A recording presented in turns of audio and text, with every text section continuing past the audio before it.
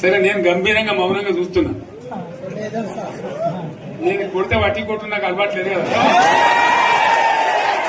చూద్దాము.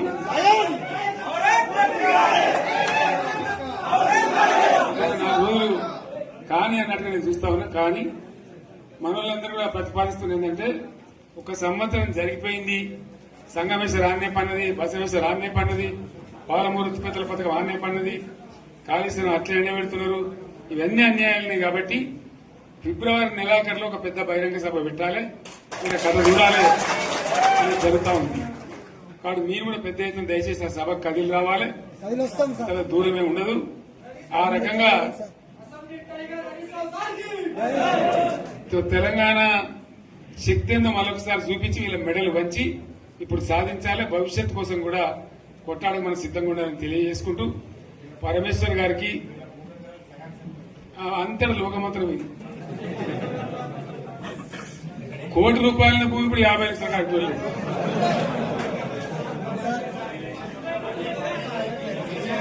ఈ ఒక్కని బాధ ఒక ఆయన వచ్చింది, మన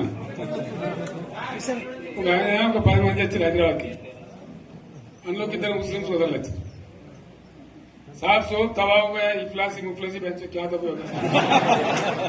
तुम्हारा क्या हुआ बहन, तुम्हारा क्या हुआ, तुम हैदराबाद में तुम लोग हैं.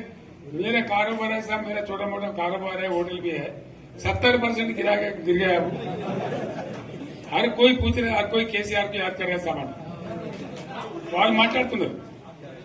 ఎక్కడ ప్రతి ఒక్కరు భూముల ధరలు పోయినాయి, మందు పోయినాయి, మసాలా అన్ని పోయినాయి.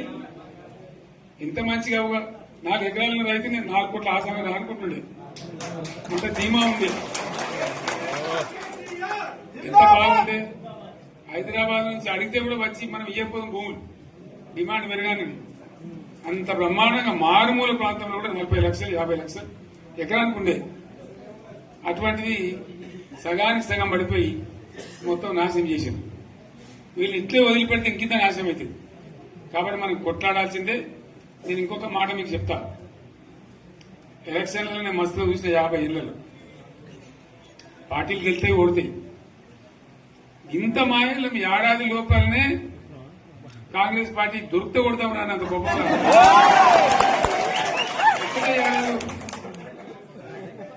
ఇంకా వాళ్ళ పొంద తెలివికి నిన్న వారి పార్టీడే మంది పెట్టాలి. అదేందో పోలింగ్ పెట్టిన వాడు చూసారా మీరు? ఆ పోలింగ్ పెడితే 70% మనకు వచ్చింది, 30% మనకి. వాడు పెట్టింది మనం పెట్టింది కాదు. 75 ఇది పరిస్థితి. అదే నేను ఏమంటున్నా అంటే,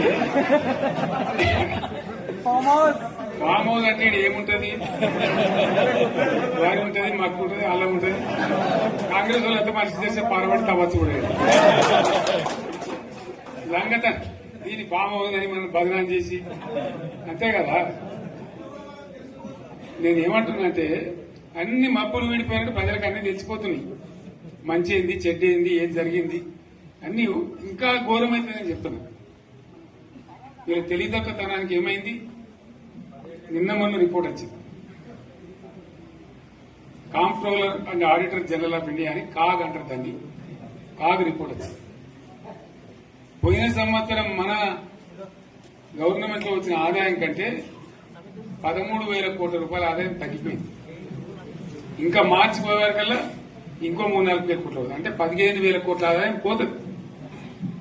మన గవర్నమెంట్ ఉన్నప్పుడు ప్రతి ఏడాది 15,000 కోట్లు పెంచుకుంటూ పోయింది, చెప్పేసుకుంటూ పోయింది. ఏడాది 10 నుంచి 15,000 కోట్ల ఆదాయం పెరిగేది మన టైంలో. అంత జాగ్రత్తగా మనం వ్యవహారం చేస్తాం. ఇలా ఉల్టా 15,000 కోట్లు పడిపోయింది. ఇంకా వాడేమిస్తాడుగా, ఇంకో ఇస్తారా?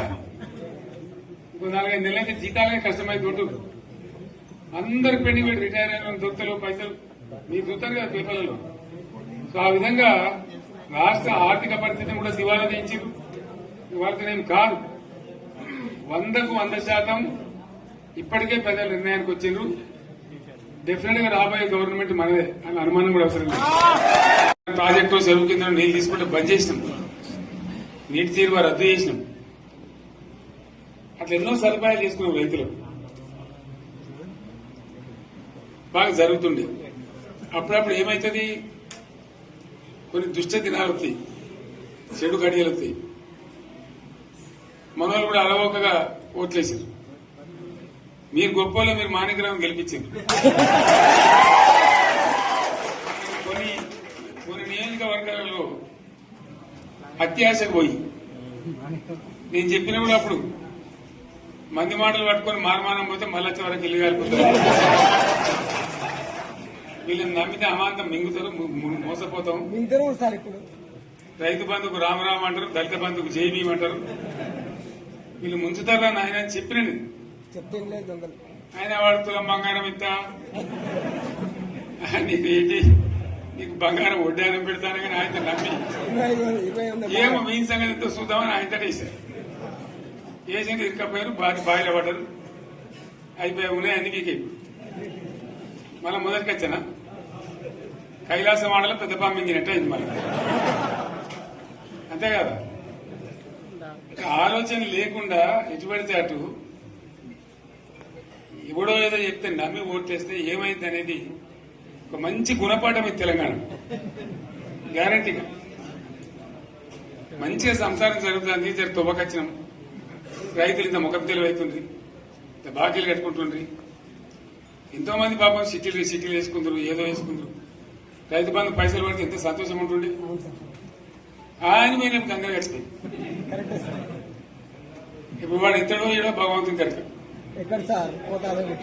ఇచ్చినప్పుడు మోసం, ఏదో మళ్ళీ ఎలక్షన్ కోసం దానికోసం చేస్తారు తప్ప కడుపు నిండా ప్రేమను ఇచ్చేది ఇట్లే ఉంటుందా?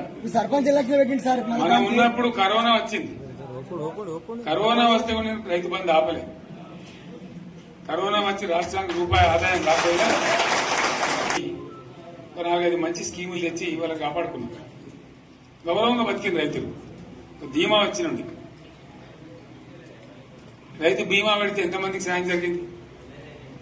గుంట భూమి ఉన్న కూడా మంచిగా సాయం జరిగింది, చిన్న రైతు కూడా సాయం జరిగింది. అట్లా అందరికి మనం గొర్రెల కాపలకు గొర్రెలు వేయడం కానీ, చేప పిల్లలు కానీ, అనేక రకాల అన్ని వర్గాల ప్రజలను ఎట్లా ఆదుకోవాలని అట్లా ఆదుకున్నాం. మా తెలంగాణ కదా మేము తెచ్చుకున్నాం కష్టపడి. మా వాళ్ళందరి పైకి రావాలి. కాంగ్రెస్ గవర్నర్ ముస్లింలో ఓట్లేసుకున్న తప్ప ముస్లింలకు మనం చేసిందా? ఇమాం మౌసాలకి మన జీతం ఇచ్చిందా? మనం వచ్చినాకనే ఫస్ట్ టైం వాళ్ళని గుర్తించి వాళ్ళని గౌరవించుకున్నాం.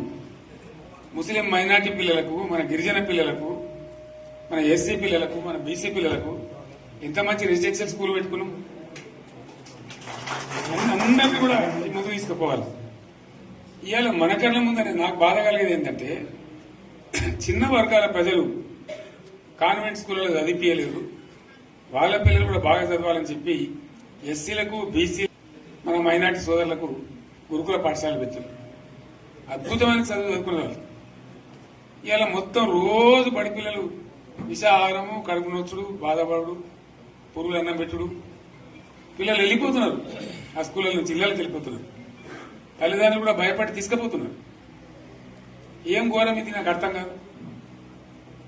మళ్ళీ ఇది చేసిన కూడా ఇప్పుడు మళ్ళీ అదే కాంగ్రెస్ పార్టీ. అంతేనా? మళ్ళా పాత కాంగ్రెస్ మోపోయింది, మళ్ళా కరెంటు కోతలు మోపోయినాయి. వెనకాలం ఇంకేం గతి అవుతుందో మార్చి ఏప్రిల్ ఏమవుతుందో. ఇంకా కరెంటు కోతలు మోపోయినాయి, మంచినీళ్ళు సరికొత్తలు, అడిగే నాతులు లేడు. ఎవడన్నా గట్టిగా నిలదీసినట్టు వారికి పోలీసు నిలబట్టేయడం. ఇదేనా రాజ్యం? ఇట్లా ఉండదా రాజ్యం? ఎందుకు వచ్చింది ఈ పరిస్థితి చెప్తా. నాకు తెలిసి నాకేం గుర్తులేదు. నేనేమంటున్నా అంటే, ఇట్లా అనేక పనులు చేసుకున్నాం మనం. గోదావరి నుంచి నీళ్లు తెచ్చుకున్నాం, నీళ్లు తెచ్చుకొని మంచినీళ్ళ తర్వాత సాగునీళ్ళు ఎంబడబడ్డాయి. మెదక్లో యువతల ప్రాంతం అంతా కొంత అందినే నీళ్లు, పాత మెదక్ జిల్లాలో. నీటికి మిగిలిపోయినాయి మన 2 తాలూకాలు, నారాయణఖేడ్, జైరాబాద్. వాళ్ళకి నీళ్లు కావాలి. ఎట్లా రావాలి గోదావరి నీళ్లు? సింగూరు ఒక టైంలో నిండుతుంది, ఒక టైంలో నిండదు. మరి నిండినప్పుడు ఎట్లా గోదావరి నీళ్ళు దిక్కు? సింగూరు నుంచి లిఫ్ట్ చేసి సంగమేశ్వర, బసవేశ్వర 2 లిఫ్ట్లు పెట్టుకుంది. 2 తాలూకాలకు రెండింటికి కూడా లక్ష లక్ష ఎకరాల పైచీలకు వచ్చేట్టు ఎకరాల నీళ్ళ చెట్టు పెట్టుకున్నారు. మళ్ళీ మన నుంచే కావాలి, మళ్ళీ ఇది లైన్లోకి రావాలి.